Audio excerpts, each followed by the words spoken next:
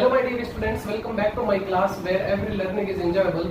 और आज हम पढ़ेंगे गोलीय संधारित्र और उसके बाद हम पढ़ेंगे संधारित्रों का संयोजन, यानी श्रेणी क्रम संयोजन और समांतर क्रम संयोजन।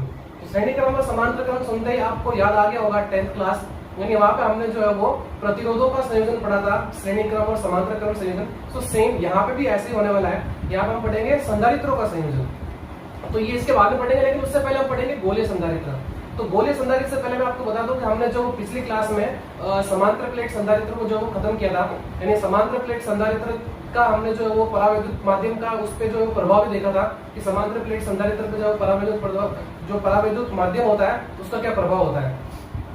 उसके लिए हमने जो है वो परावैद्युत माध्यम को समांतर प्लेट संधारित्र के बीच में पूरा ही भर दिया था। फिर उसके बाद हमने जो है वो आंशिक भरा था। फिर हमने जो है वो विभिन्न जो है वो मोटाई के जो परावैद्युत जो मेरे पास में प्लेटें थी वो मैंने रखी थी अलग अलग, ठीक है।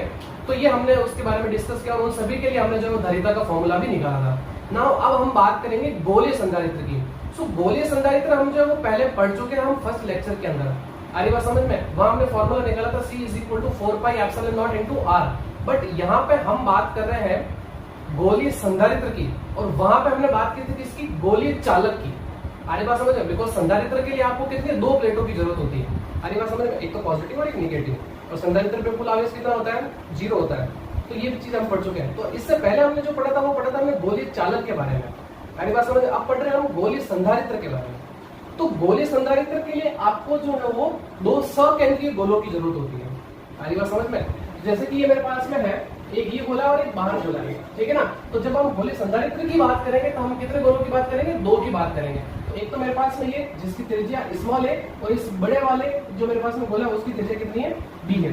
सो परस्पर समान एवं विपरीत प्रकृति के आवेश से युक्त लगभग समान आकार वाले सकेंद्रीय चालक गोलों से बनी हुई युक्ति को हम क्या बोलते हैं? गोलीय संधारित्र बोलते हैं।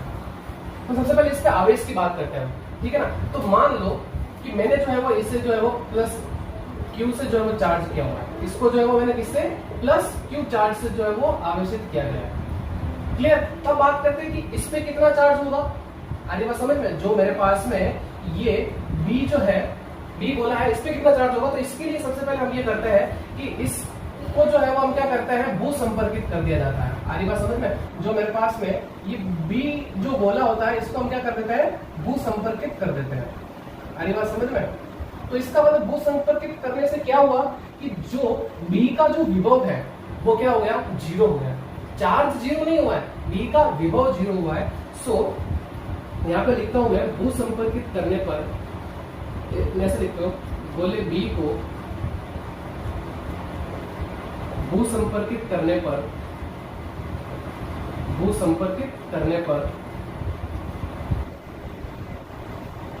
विभव, गोले B को भू संपर्कित करने पर इस पर विभव, ऐसे लिखने का। तो जो विभव होगा वो क्या आएगा मेरे पास में? 0 निकल के आएगा। तो ये याद रखना है, ये ध्यान आएगा समझ में? क्योंकि इसको मैंने क्या किया?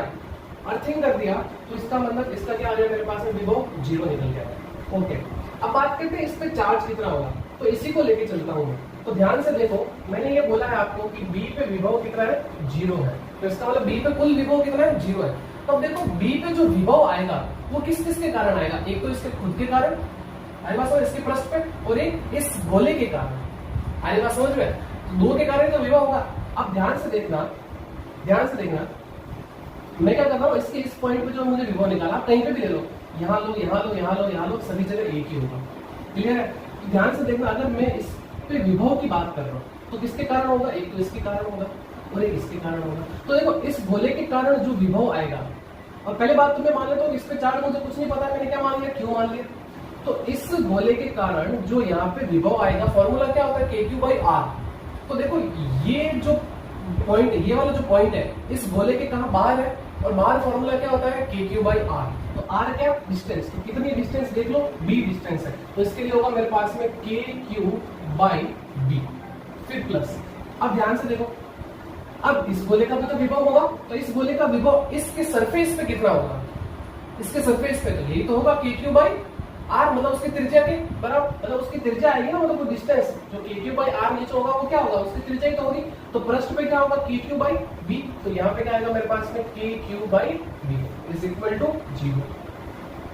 सो देखो कॉमन क्या आ रहा है, के अपॉन बी कॉमन आ रहा है, अंदर क्या बच गया मेरे पास में Q plus Q is equal to 0। So ये उधर चले जाएंगे, 0 हो जाएगा, मेरे पास बचेगा q plus small q is equal to 0। So यहाँ से q इज इक्वल टू निकल के कितना आ गया, माइनस q। तो इसका मतलब इस पे जो चार्ज है वो क्या चार्ज है, माइनस का चार्ज है। आगे बात समझ में, इसमें कौन सा चार्ज है, माइनस, नेगेटिव चार्ज है। तो ये तो लिखा था यहाँ पे, परस्पर समान एवं विपरीत प्रकृति के आवेश से युक्त। तो मैंने ये बताना चाह रहा था कि इसमें माइनस आएगा कहां से, आगे बात समझ कैसा आएगा, तब आप क्या करोगे, बी को क्या करोगे, आप भू संपर्कित करोगे, तब ये ध्यान रखना, ठीक है। संयुक्त लगभग समान आकार वाले सकेंद्रीय चालक गोलों से बनी हुई युक्ति को हम क्या बोलते हैं, गोलीय संधारित्र बोलते हैं, ठीक है। अब एक चीज मैं बताना आपको ये भी भूल गया कि ये जो गोला है वो आपका ठोस भी हो सकता है और खोखला भी हो सकता है, आगे बात समझ में। लेकिन हम इसकी बात करें, ये वाला जो बी है ये क्या होगा, ये खोखला होगा, आगे बात मतलब कुछ नहीं होगा अंदर, ठोस मतलब कुछ मटेरियल का बना हुआ, ठीक है।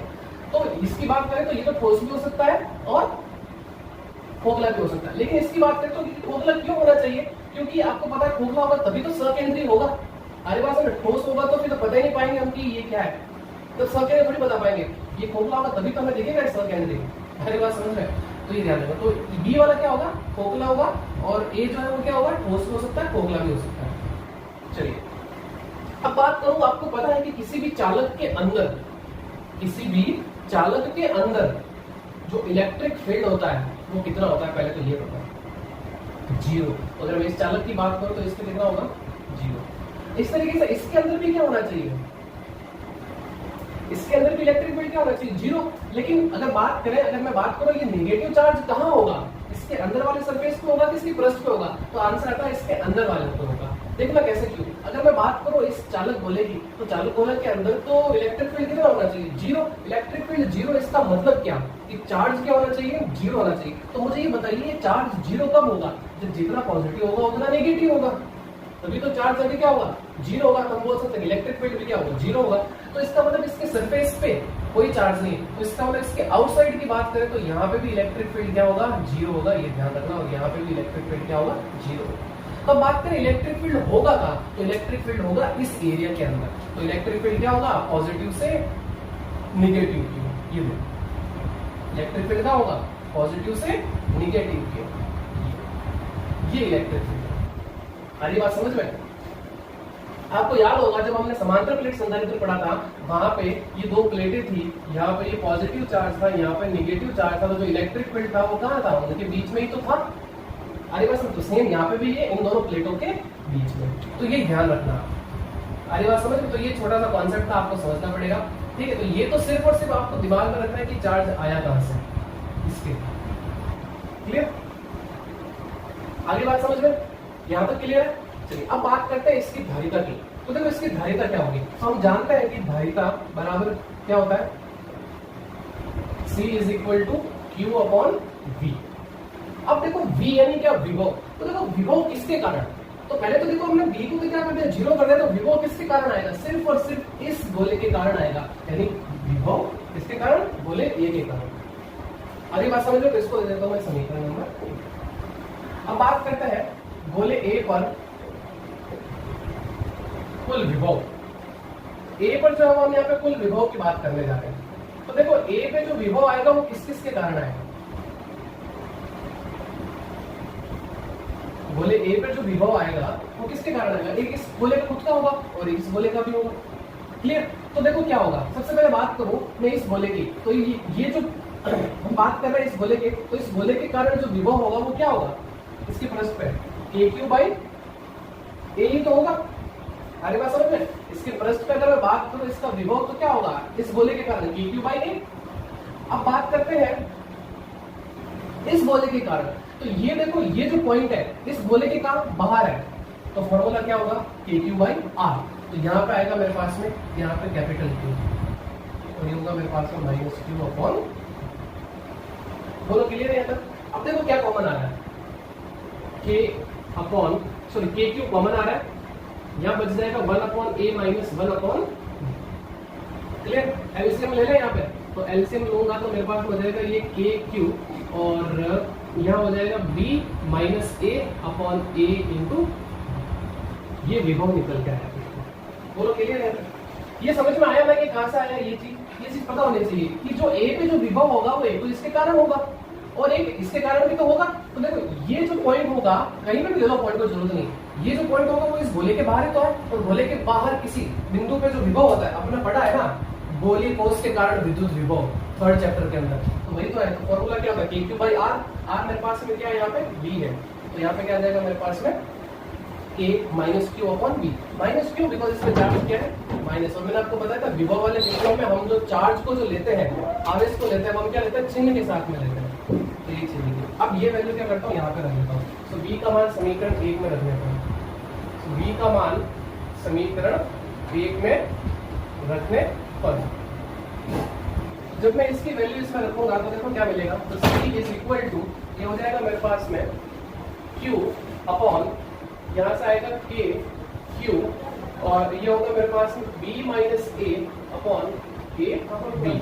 ठीक है, तो देखो ये क्या होगा मेरे पास में Q से ये Q कैंसिल आउट हो जाएगा और K की वैल्यू आपको पता है क्या होती है बताओ, 1 अपॉन 4 पाई एप्सिलॉन नॉट। तो मेरे पास में C is equal to 1 upon, तो यहाँ से हो जाएगा 1 अपॉन 4 पाई एप्सिलॉन नॉट और ये हो जाएगा B minus A upon A B। Clear है? तो ये क्या होगा मेरे पास में 4 पाई एप्सिलॉन नॉट ऊपर चला जाएगा और AB भी ऊपर चला जाएगा, हो जाएगा 4 pi epsilon not into AB divided by B minus A। ये है मेरे पास में विद्युत धारिता का फॉर्मूला, किसके लिए? किसके लिए? गोलीय संधारित्र। अरे बात समझ में? और अगर माध्यम के लिए बात करें, माध्यम के लिए, तो माध्यम के लिए जो फॉर्मूला आएगा वो एप्सिलॉन नॉट की जगह क्या आ जाएगा, एप्सिलॉन आ जाएगा। सिंपल है, 4 pi epsilon AB upon B minus A। और हम जानते हैं कि एप्सिलॉन क्या होता है, epsilon not into epsilon R। Epsilon क्या है? माध्यम की विद्युतशीलता। अरे बात समझ, वो ये होती है epsilon not into epsilon R। Epsilon not तो क्या हो गई, निर्वात वायु की विद्युतशीलता, और एप्सिलॉन R क्या है, अपेक्षित विद्युतशीलता, या हम कभी कभी इसको क्या बोलते हैं, परावैद्युतांक। तो जब आपको माध्यम में रखा हो गोलीय संधारित्र तो आप ये फॉर्मूला यूज करना है, सिंपल है। आगे बात समझ में? तो ये था हमारे पास में गोलीय संधारित्र। तो गोलीय संधारित्र के लिए सबसे पहले तो क्या किया हमने, इसको पॉजिटिव चार्ज बना, तो इसके लिए हमने जो वो B पे कितना था, तो B के लिए हमने क्या किया, इसको भू संपर्कित कर दिया। तो भू संपर्कित करने पर B का विभव क्या हो गया, 0 आ गया, तो B पे टोटल विभव कैलकुलेट किया और यहाँ से हमने जो वो चार्ज निकाल लिया। तो ये सिर्फ आपको याद रखना है कि आया कहाँ से। फिर धारिता की बात करें तो धारिता मेरे पास में Q अपॉन BA, A ही क्यों, क्योंकि B का विभव क्या मान लिया हमने, 0 मान लिया। यहाँ पे जो विद्युत विभवांतर है वो किसके कारण आएगा, सिर्फ और सिर्फ A के कारण आएगा, बिकॉज BA माइनस VB, तो VB तो क्या है, 0 है ना, तो बचा क्या, BA तो बचा। इस तरीके से हमने जब BA कैलकुलेट कर लिया तो बोले A पर विभव इसके कारण भी और इसके कारण भी कैलकुलेट कर लिया। आगे बात समझ में? और फिर BA कैलकुलेट किया और यहाँ पे वैल्यू रख ली, सॉल्व किया। तो ये है फॉर्मूला किसके लिए, विद्युत धारिता के लिए, कौन से, गोलीय संधारित्र के लिए। आगे बात समझ में? तो फटाफट इसका स्क्रीनशॉट लीजिए, फिर हम आगे बढ़ते हैं। हम पढ़ेंगे संधारित्रों का संयोजन, यानी श्रेणी क्रम संयोजन और समांतर क्रम संयोजन। So take a screenshot. So students, बात करते हैं हमारे नेक्स्ट टॉपिक की, जो है हमारा संधारित्रों का संयोजन। और संधारित्रों के संयोजन में भी हम सबसे पहले फर्स्ट पढ़ेंगे श्रेणी क्रम संयोजन। तो सबसे पहले तो बात करता हूं मैं, संधारित्र का जो चिन्ह होता है वो क्या होता है। अरे बात समझ में? मैं इसके सिंबल की बात कर लेता हूँ। तो सिंबल होता है वो कुछ इस तरीके से, अरे बस 2 खड़ी लाइनें और उनका करो किसी वायर से कनेक्ट कर दो ऐसे, ठीक है ना। तो ये सिंबल होता है किसका, संधारित्र का, ठीक है। तो ये संधारित्र मैंने क्या किया, ऐसे श्रेणी क्रम संयोजन बनाया है। अरे बात समझ, मैंने क्या किया, 3 संधारित्र लिए जिनकी धारिता क्या है, C1, C2 और C3।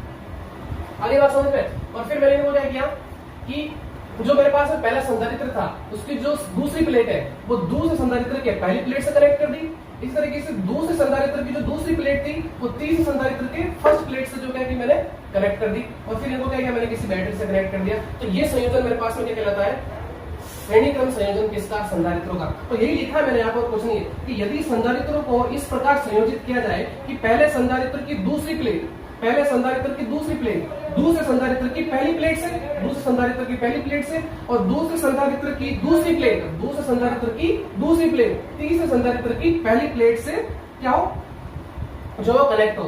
इस तरीके से अन्य संधारित्र को भी क्या किया जाए, इसी क्रम में जब हम जोड़ देते हैं, बहुत सारे होंगे, n मान लो n, ठीक है ना, तो इससे संधारित्र को क्या कहा जाता है, श्रेणी क्रम संयोजन कहा जाता है।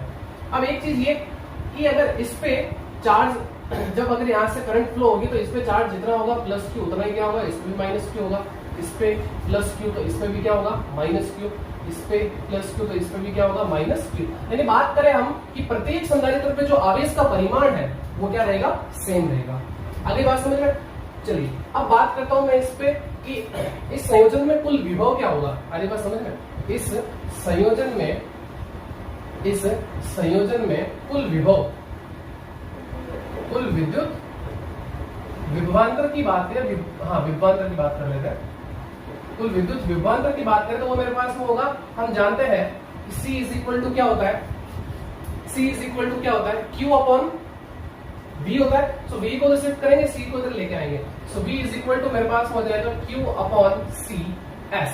S क्यों, बिकॉज इसमें सीरीज है, आगे में S का मतलब क्या, सीरीज यानी श्रेणी क्रम, तो इसलिए मैं क्या लिखूंगा, इसको S लिखूंगा। तो ये मेरे पास में कुल विभव।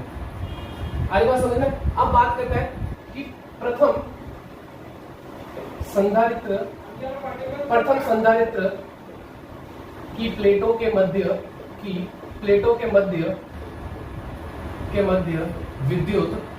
विद्युत विभवांतर। आगे बात समझ में, ये क्या है, विभवांतर है, ध्यान रखना, लिख लेता हूं,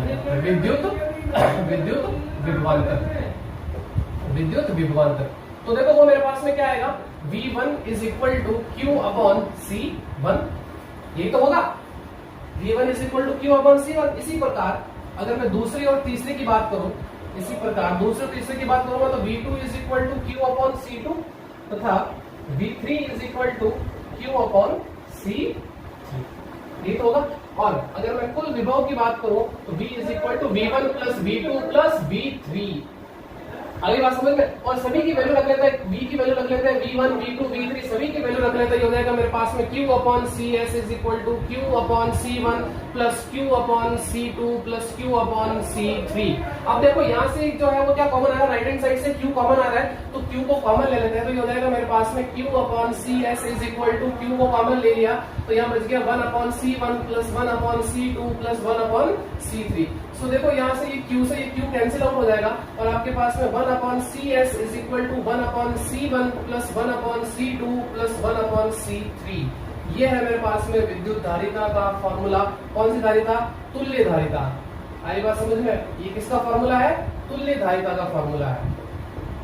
अच्छा आपको दिख रहा होगा ये फॉर्मूला सेम कैसा है, जैसा हमने प्रतिरोधों का जब हमने संयोजन पढ़ा था, समांतर क्रम संयोजन, और यहाँ फॉर्मूला किसमें निकल के आया, ऐसा ही है, श्रेणी क्रम संयोजन। तो उसी के से मिलता जुलता है ना, तो हम कह सकते हैं कि जो तुल्य धारिता का फॉर्मूला है संधारित्रों में, तो जो श्रेणी क्रम में जो फॉर्मूला होता है वो प्रतिरोधों के किस में होता है, समांतर क्रम में होता है, और जो उसके समांतर क्रम में होगा, मतलब इसके जो समांतर क्रम में होगा वो उसके क्या होगा, श्रेणी क्रम के जैसा होगा। आगे बात समझ में। अगर मैं प्रतिरोधों की बात करूं, अगर उसके श्रेणी क्रम संयोजन की बात करूं तो आपको पता है कि फॉर्मूला ये निकल के आया था, RS is equal to R1 plus R2 plus R3, यही तो आया था।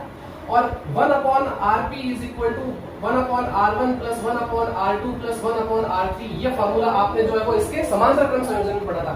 ये श्रेणी क्रम में पढ़ा था, ये समांतर क्रम में पढ़ा था, लेकिन यहाँ पे देखो फॉर्मूला कैसा आया, समांतर क्रम जैसा आया। आगे बात समझ में, तो ये चीज ध्यान रखना।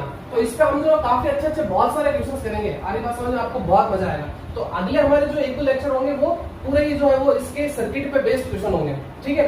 अगर मैं बात करूं मेरे पास में n संधारित्रों के लिए, आगे बात समझ में, तो जो फॉर्मूला होगा वो क्या होगा, देखो n संधारित्रों के लिए, तो n संधारित्रों के लिए जो फॉर्मूला निकल के आएगा वो होगा 1 upon CS is equal to 1 upon C1 plus 1 upon C2 plus 1 upon C3 से लेके कहां तक 1 अपॉन Cn तक। आगे बात समझ में, तो ये होगा मेरे पास में तुल्य धारिता का फॉर्मूला जब मेरे पास में अगर n संधारित्र लगे हुए होंगे, ठीक है।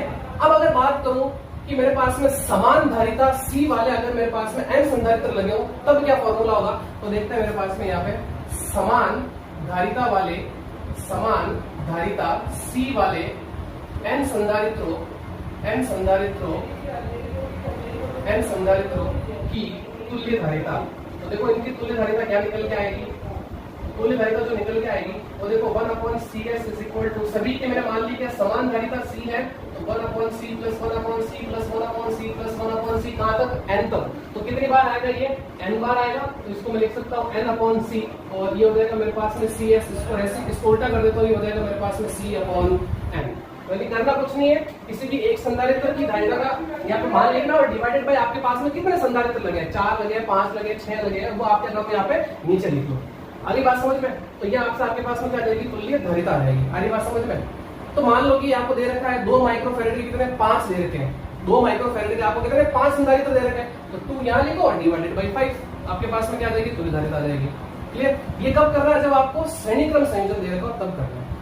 अगली बात समझ में क्लियर है यहाँ तक, तो फटाफट इसका स्क्रीनशॉट लीजिए, फिर हम आगे बढ़ते हैं कि इसका समांतर क्रम संयोजन क्या है। तो समांतर क्रम संयोजन में फॉर्मूला आएगा जो प्रतिरोधों का जो श्रेणी क्रम था उसके जैसा आएगा। तो टेक अ स्क्रीनशॉट। तो स्टूडेंट्स बात करते हैं हमारे अगले टॉपिक की, जो है समांतर क्रम संयोजन संधारित्रों का। तो देखिए समांतर क्रम संयोजन में क्या होता है कि सबसे पहले बात करूं, मैंने कितने लिए यहाँ पे, मैंने जो है वो 3 संधारित्र लिए। तो तीनों संधारित्र को इस तरीके से जोड़ा जाता है कि इनकी जो पहली प्लेट है उसको क्या करते हैं, हम किसी एक पॉइंट से कनेक्ट कर देते हैं, और इसकी जो दूसरी पॉइंट है वो किससे कनेक्ट कर देते हैं, दूसरे पॉइंट से कनेक्ट कर देते हैं। यानी कि जो पहली प्लेट है वो तो रहती है कहाँ पे, उच्च विभव पे, और जो दूसरी प्लेट है वो कहाँ रहती है, निम्न विभव पे। तो इस तरीके से हम इसको कनेक्ट कर देते हैं बैटरी से।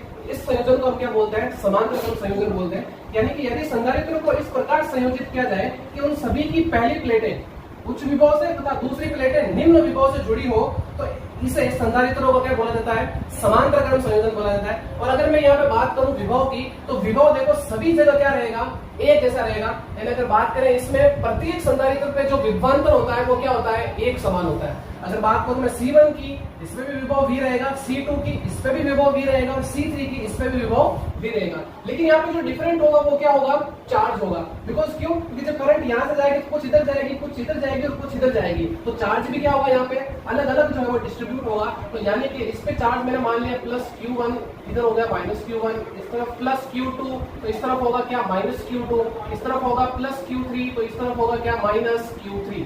आगे बात समझ में। अब बात करूं अगर इस संयोजन के कुल चार्ज की, आगे बात समझ में, इस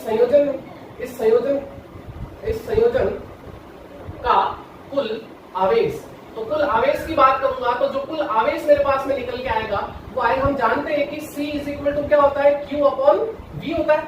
तो लेकिन बात कर रहे हैं हम समांतर क्रम, तो समांतर क्रम क्या होता है, पैरेलल। तो इसलिए मैंने क्या लिखा है यहाँ पे, P लिखा है, यानी पैरेलल।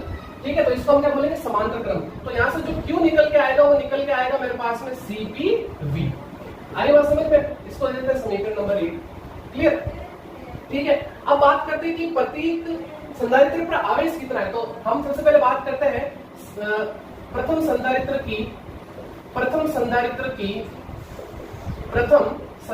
की प्लेटों के मध्य कुल आवेश, या प्लेटों पर कुल आवेश, प्रथम संधारित्र की प्लेटों पर आवेश, तो वो मेरे पास में हो जाएगा क्या, Q1।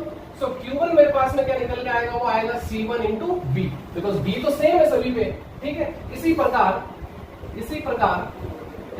जो मेरे पास में Q2 होगा, तो Q2 मेरे पास में क्या होगा, C2V, तथा Q3 की बात करें तो Q3 मेरे पास में क्या होगा, C3V। तो ये हो जाएगा पूरा ही मेरे पास में, इसको जो है वो समीकरण नंबर 2 दे देता हूँ। ठीक है, और अगर मैं बात करूं कुल आवेश की, तो Q = क्या निकल के आएगा, Q1 + Q2 + Q3। अब सभी की वैल्यूज जो है वो इसमें रख लेता हूं मैं, तो ये हो जाएगा मेरे पास में देखो CPV = C1V + C2V + C3V। तो देखो यहाँ से सभी से क्या कॉमन आ रहा है, यहाँ से सभी से जो है वो V कॉमन आ रहा है, तो V को कॉमन ले लेता हूँ। तो CPV = V कॉमन ले लिया, तो C1 + C2 + C3। तो देखो यहाँ से V से ये V कैंसिल आउट हो जाएगा, तो मेरे पास में बचेगा only CP = C1 + C2 + C3। आगे बात समझ में, तो ये है मेरे पास में समांतर क्रम संयोजन में फॉर्मूला तुल्य धारिता का। तो देखो ये कैसा है, सेम प्रतिरोधों का जो श्रेणी क्रम संयोजन था वहां पर हम कर देते हैं R1 + R2 + R3, या हम करते हैं कहां पे, इसके समांतर क्रम संयोजन में, यानी C1 + C2 + C3। अगली बात समझ में, अगर मैं बात करूं यहाँ पे n संधारित्रों की, तो ये तो किसका फॉर्मूला है, तुल्य धारिता। अगली बात समझ में, अगर मैं बात करूं अगर मैं बात करूं n संधारित्रों के लिए, किसके लिए? n संधारित्रों के लिए। अगर मैं n संधारित्रों के लिए बात करूंगा तो मेरे पास में क्या होगा ये फॉर्मूला, तो Cp is equal to C1 plus C2 plus C3 से लेके कहां तक Cn तक होगा। तो यही फॉर्मूला होगा मेरे पास में किसके लिए? n संधारित्रों के लिए। अब इसी तरीके से मैं क्या करता हूं, यहाँ पे समान धारिता C वाला अगर मैं n संधारित्र यहाँ पे लगा दूं तब क्या तुल्य धारिता का फॉर्मूला आएगा, वो भी चेक कर लेते हैं। तो यहाँ पे बात करता हूं मैं समान धारिता C वाले n संधारित्रों के लिए तुल्य धारिता। तो देखिए इसके लिए क्या धारिता होगी? तुल्य धारिता। तो देखो Cp is equal to C plus C और कितने n टाइम्स होगा। तो देखो कितनी बार आएगा ये?